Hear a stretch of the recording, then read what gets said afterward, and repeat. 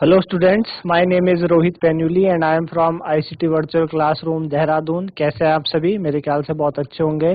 हम बात कर रहे हैं क्लास 11th केमिस्ट्री और पिछले भाग में हमने बात की थी इक्विलिब्रियम चैप्टर से। चैप्टर हमने समझा था, उसके क्वेश्चंस किए थे। आज हम बात करेंगे थर्मोडायनेमिक्स और उसके क्वेश्चंस करने की कोशिश करेंगे कि कैसे क्वेश्चंस आपके पूछे जाते हैं ना। तो उसी को समझने के लिए चलते हैं स्मार्ट बोर्ड की तरफ।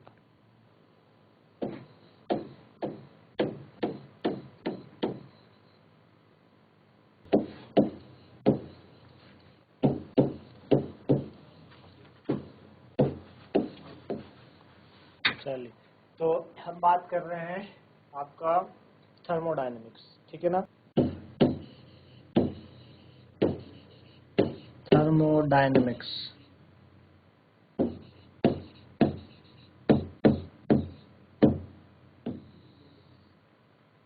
ठीक है ना। तो क्वेश्चन करेंगे, जैसे कि हमारे पास पहला क्वेश्चन है, चूज द करेक्ट आंसर, है ना। आपको क्या करना है, करेक्ट आंसर चूज करना है।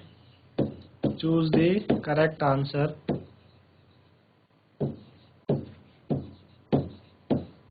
ठीक है, और क्या क्या क्या दिया आपको, थर्मोडायनेमिक्स thermodynamics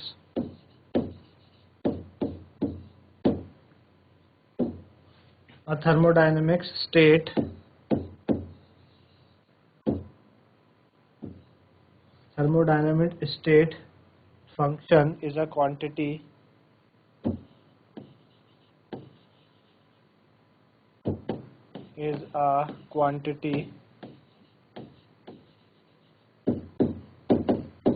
ठीक है ना। ये बोला कि एक थर्मोडायनेमिक्स जो स्टेट फंक्शन है वो एक क्वांटिटी है और चार ऑप्शन दिए हैं। पहला, यूज टू डिटरमाइन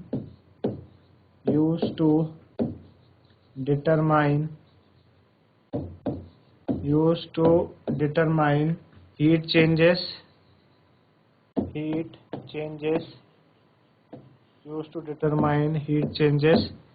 पहली बात। दूसरा हमको पूछा है whose value is independent of path,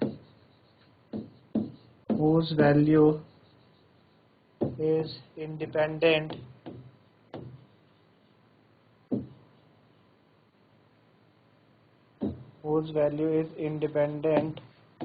of path,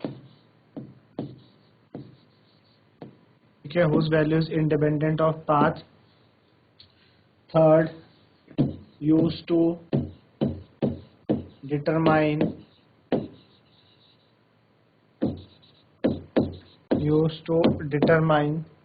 pressure, volume, work,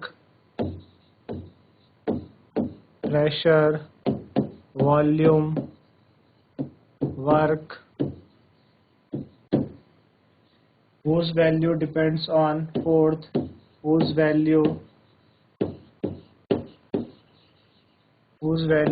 depend on temperature only, है ना। तो जो स्टेट फंक्शन है वो क्वांटिटी है जो इन चारों में से किसको डिनोट करती है। तो स्टेट फंक्शन वो क्वांटिटी है जिसकी वैल्यू इंडिपेंडेंट ऑफ पाथ, है ना। पाथ के इंडिपेंडेंट होती है, उसे रास्ते से मतलब नहीं है किस रास्ते से चल रहा है। तो स्टेट फंक्शन आप ध्यान रखिएगा इज इंडिपेंडेंट ऑफ पाथ होती है, ठीक है। चलिए, नेक्स्ट क्वेश्चन है question 2। For the process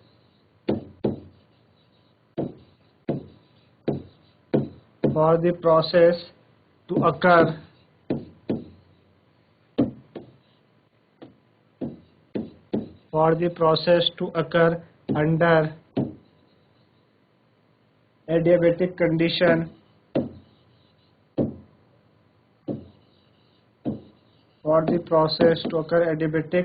conditions,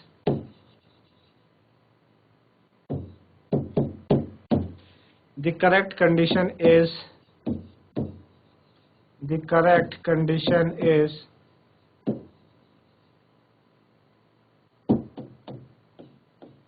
condition is पहला, delta T equal to 0, second, delta P equal to 0, third, Q equal to 0, fourth W equal to 0। ठीक है ना। तो 4 कंडीशंस हमको दी है कि जो एडियाबेटिक प्रोसेस होता है उसके लिए क्या होता है ना। तो एडियाबेटिक प्रोसेस होने के लिए जो आपके पास हीट चेंज है Q, वो आपका 0 हो जाती है ना। एडियाबेटिक के लिए क्या होता है, हीट चेंज क्या होती है, 0 होती है। तो ये बेसिकली क्या है, हमारे पास एडियाबेटिक प्रोसेस होता है ना। तो नोट डाउन करिए आप इसे चलिए। तो नोट हो गया होगा आपका। आगे बढ़े, अगला क्वेश्चन हमारे पास है question 3rd। in a process 701 joule of heat, 701 joule of heat is absorbed by a system, is absorbed by a system, absorbed by a system, and 394 joule of work is done by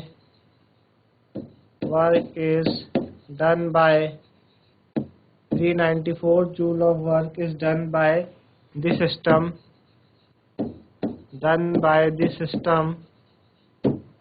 what is the change, what is the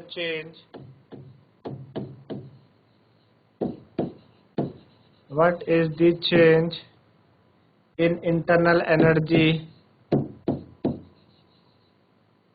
what is the change in internal energy of for the process, internal energy for the process,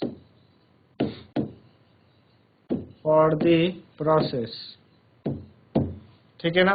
तो क्या पूछा हुआ है कि 701 joule of heat absorb कर रहा है system, 394 joule of work उसके द्वारा हो रहा है सिस्टम के द्वारा। तो चेंज इन इंटरनल एनर्जी हमें बतानी है ना। तो जो हीट एब्जॉर्ब करी सिस्टम ने यानी Q, वो हमको दे रखी है कितनी करी, जो हीट एब्जॉर्ब करी सिस्टम ने Q वो कितनी है, 701 जूल है ना।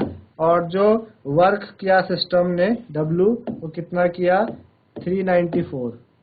देखो सिस्टम ने हीट क्या करी है, एब्जॉर्ब करी है ना, और वर्क सिस्टम के द्वारा हुआ है, done by the system.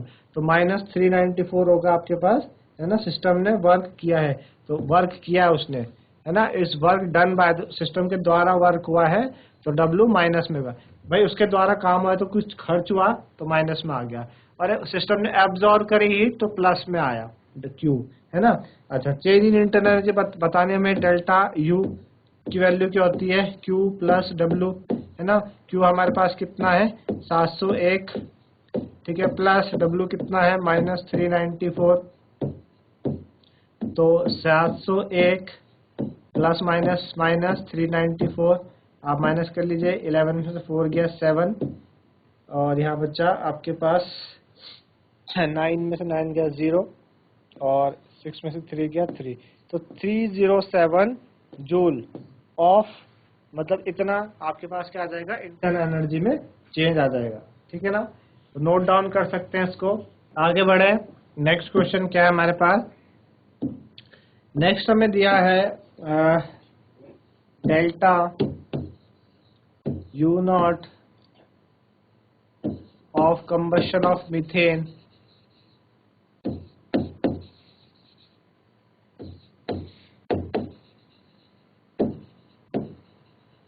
is -X kilojoule per mole.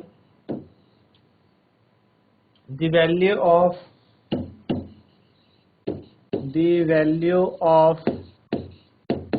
delta H minus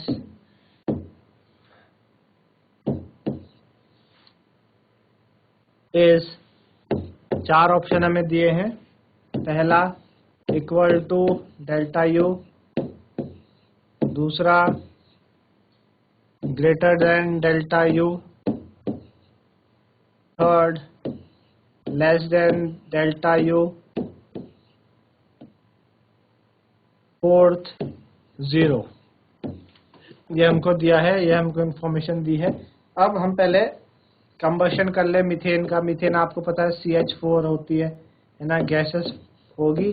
आपने इसको क्या करा, इसका कंबशन के अंदर प्रेजेंस ऑफ एयर, तो जब मीथेन का कंबशन होता है क्या बनता है, CO2 प्लस H2O, है ना। तो H2O तो लिक्विड हो गया, CO2 क्या हो गया आपके पास, गैस, है ना। O2 भी क्या है, गैस है। ये आपके पास हो गया। बैलेंस कर लो आप, इधर 2-3 ऑक्सीजन है, तो यहाँ पे आपको क्या लगाना पड़ेगा, आपको यहाँ पे 2 लगा लो आप, 2 2 टू 4, है ना, 4, और इधर भी आपको 2 लगाना पड़ेगा, ठीक है ना। 4H, एक कार्बन 4 ऑक्सीजन और 4 हाइड्रोजन, बराबर हो गए, बैलेंस हो गई रिएक्शन, ठीक है। अब डेल्टा Ng निकाल ले हम। तो डेल्टा Ng क्या होता है हमारे पास, डेल्टा Ng होता है number of moles of product minus number of moles of reactant. तो प्रोडक्ट के मोल्स आप देखो, एक इसका मोल है, 2 उसके, लेकिन वो लिक्विड है, हम हमेशा गैसेस मोल लेते हैं, तो 1 आ जाएगा इस प्रोडक्ट में। रिएक्टेंट में 2 इसके है और 1 इधर का, 3 हो गया। तो कितना आया आपके पास, -2। तो डेल्टा Ng कितना आया, -2 आया, ठीक है ना। अब हमें पता है कि फॉर्मूला क्या होता है, delta H equal to delta U plus delta NgRT, ठीक है। तो डेल्टा NgRT आपके पास -2 आया, RT, ठीक है ना। तो डेल्टा U -2RT। तो हमने देखा कि जो डेल्टा H है वो डेल्टा U से छोटा आ रहा है ना। डेल्टा H कितना आ रहा है, डेल्टा U से छोटा आ रहा है, क्योंकि ये वैल्यू उसके बाद वाली वैल्यू माइनस में है ना। तो यानी जो इसका जो सम आएगा वो पॉजिटिव आएगा, मतलब डेल्टा ये वाला पार्ट पॉजिटिव आएगा, मतलब तो डेल्टा H है वो डेल्टा U से क्या है, छोटा है। तो कौन सा ऑप्शन करेक्ट होगा आपके पास, जो ऑप्शन आपके पास कौन सा है, थर्ड वाला, कि delta H less than delta U, है ना। थर्ड वाला ऑप्शन आपके पास करेक्ट होगा, ये वाला, ठीक है ना। तो नोट डाउन करिए आप। तो नेक्स्ट क्वेश्चन की तरफ बढ़े। नेक्स्ट क्या कहता है, अगला क्वेश्चन हमें दिया है, द एंथैल्पी ऑफ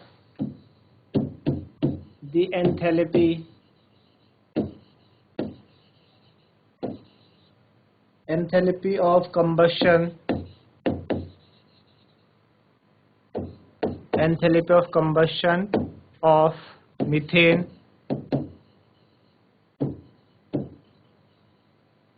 ठीक है, ग्रेफाइट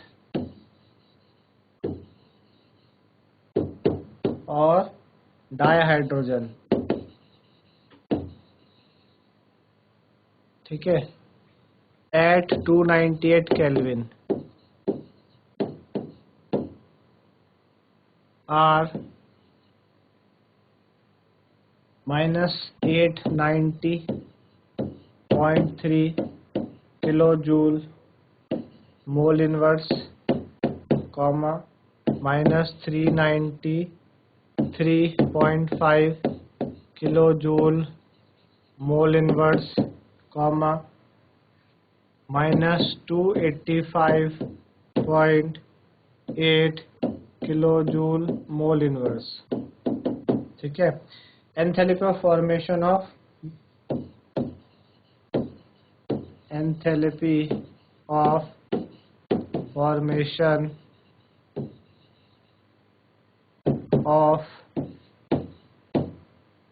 CH4 इज, आपको enthalpy of formation of CH4 बताना है ना। ये आपको बताना है। हमें क्या क्या दे रखा है, मीथेन की, ग्रेफाइट की, डायहाइड्रोजन की एंथैल्पी ऑफ कंबशन हमें दी है ना। तो इसको कैसे करेंगे, मीथेन का कंबशन हो रहा है ना। मीथेन का कंबशन हो रहा है आपके पास, यानी CH4 का कंबशन आपने ऑक्सीजन की प्रेजेंस में कराया, तो क्या बनेगा, CO2 बनेगा और H2O बनेगा, है ना। इसको बैलेंस कर लो आप। बैलेंस करने के लिए इधर आपके पास 2 3 है, इधर 2 लगा लूँ मैं और इधर 2 लगा लूँ, बैलेंस हो गया।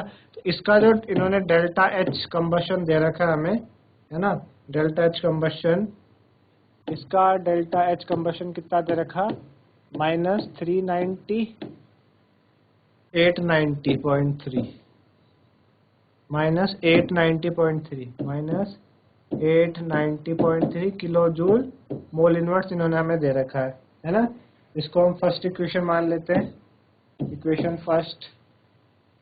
इक्वेशन सेकंड हमारे पास क्या है, ग्रेफाइट का कंबशन करा है, ग्रेफाइट कार्बन का एलोट्रॉप है, तो C+O2 क्या बनेगा, CO2 बनेगा, है ना। ये तो पहले से बैलेंस्ड है। इसका जो हमें डेल्टा CH इन्होंने दे रखा है वो कितना दे रखा है, -393.5, ठीक है ना। थर्ड हमारे पास क्या है, थर्ड हमको क्या दिया है, हाइड्रोजन गैसियस, है ना, प्लस हमको क्या कराना है, डाइहाइड्रोजन का कंबशन कराना है। तो इसको हाफ O2 के प्रेजेंस में हम वो करेंगे, हाफ O2 के प्रेजेंस में आप इसको करोगे तो क्या बन जाएगा, H2O बन जाएगा। इसका डेल्टा CH कितना दे रखा है इन्होंने, डेल्टा CH इन्होंने हमें दे रखा है -285, -285.8 -285.8 किलो जूल मोल इनवर्स, है ना। अब हमें क्या चाहिए, मीथेन का कंबशन बनाना है। जो हमें रिक्वायर्ड इक्वेशन चाहिए, रिक्वायर्ड इक्वेशन हमको ये चाहिए कि मीथेन का फॉर्मेशन हो, क्या हो, मीथेन का फॉर्मेशन हो। रिक्वायर्ड इक्वेशन हमारे पास मीथेन का फॉर्मेशन है ना। मीथेन के फॉर्मेशन के लिए हमें क्या बनाना है, इक्वेशन बनानी है। तो इन तीनों का यूज करके मीथेन का फॉर्मेशन हमें करवाना है। तो किस तरीके से करवा सकते हैं, अगर मैं इक्वेशन सेकंड को, जो इक्वेशन थर्ड है मेरी, अच्छा मेरे पास मुझे क्या चाहिए, मुझे प्रोडक्ट में CH4 चाहिए, है ना।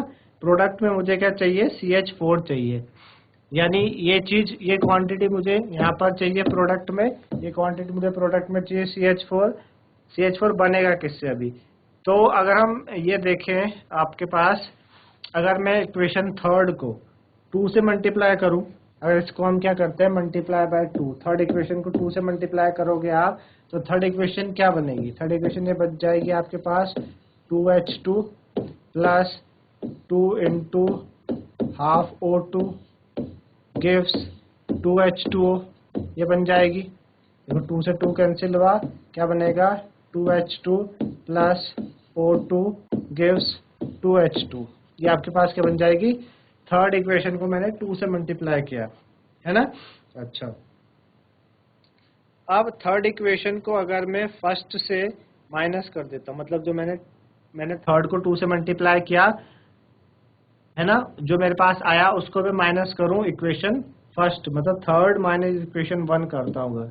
क्या करें, इक्वेशन थर्ड माइनस इक्वेशन 1, मतलब थर्ड जो मेरी मल्टीप्लाई करके आई, क्या आई मल्टीप्लाई करके, 2H2O plus O2 gives 2H2O, 2H2O plus O2 gives 2H2 है, सॉरी 2H2, क्या है, 2H2, 2H2 plus O2 gives 2H2O, ये आपके पास क्या है, थर्ड इक्वेशन है।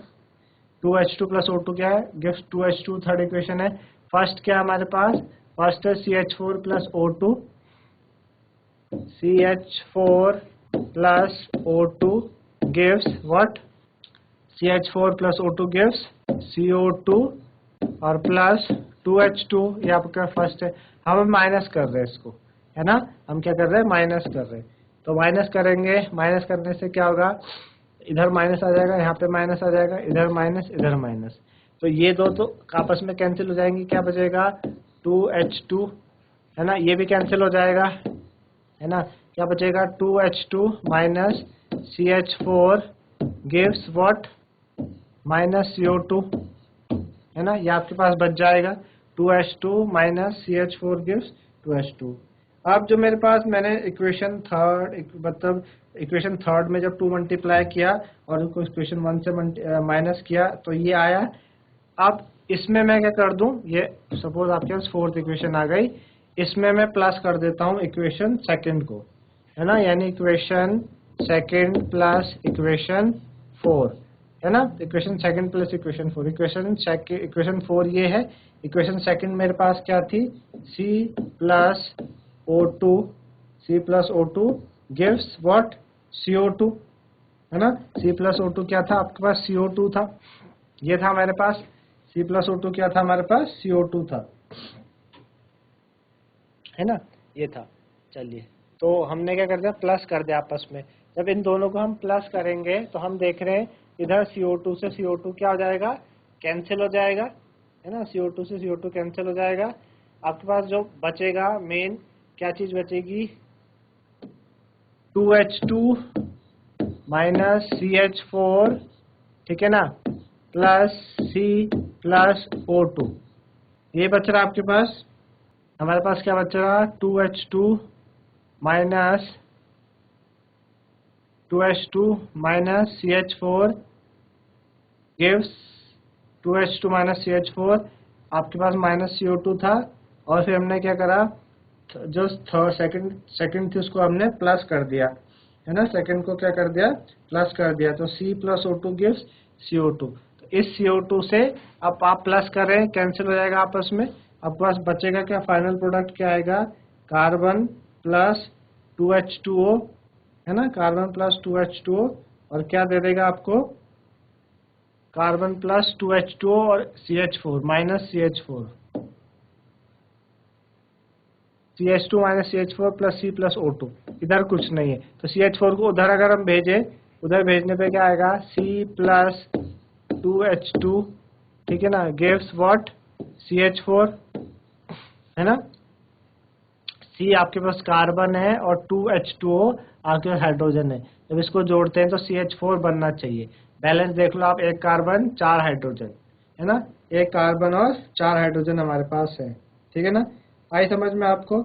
इक्वेशन सेकंड हमने की, उसमें इक्वेशन थर्ड मल्टीप्लाई करा, सेकंड 2 से मल्टीप्लाई किया इक्वेशन थर्ड को, इक्वेशन 2 जोड़ा और इक्वेशन 1 को हमने माइनस किया, है ना। तो बेसिकली हमने रिक्वायर्ड रिजल्ट हमारे पास क्या आया,